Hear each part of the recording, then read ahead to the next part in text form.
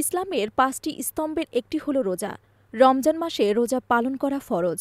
এ প্রসঙ্গে আল কুরআনে সূরা বাকারার ১৮৫ নম্বর আয়াতে আল্লাহ তাআলা বলেছেন, তোমাদের মধ্যে যে এই মাসটি উপস্থিত হবে সে যেন রোজা পালন করে।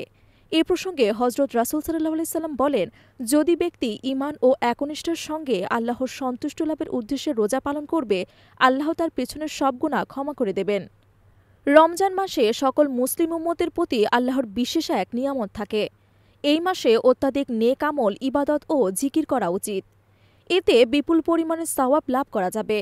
তবে রমজান মাসের ফজিলত নেক আমলের পাশাপাশি এমন কিছু কাজ রয়েছে যা থেকে আমাদের বিরত থাকা বরাবরই উচিত।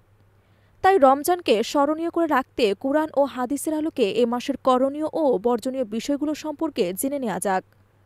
রমজানে করণীয় কাজ: প্রতিদিন ভোররাতে সেহরি খাওয়ার সময় রোজার নিয়ত করা এবং সূর্যাস্তের পর ইফতার করা। নিয়মিত ৫ ওয়াক্ত নামাজ আদায়ের পাশাপাশি নফল ইবাদত, তাহাজ্জুদ ও তারাবি নামাজ পড়া, বেশি বেশি কোরআন তিলাওয়াত করা ও এর অর্থ বোঝার চেষ্টা করা, আল্লাহর কাছে ক্ষমা চাওয়া, দুরূদ শরীফ পাঠ করা এবং বেশি বেশি দোয়া করা, গরিব দুঃখীদের সাহায্য করা এবং ফিতরা জাকাত আদায় করা, রাগ, হিংসা ও অহংকার থেকে দূরে থাকা এবং ধৈর্যশীল হওয়া।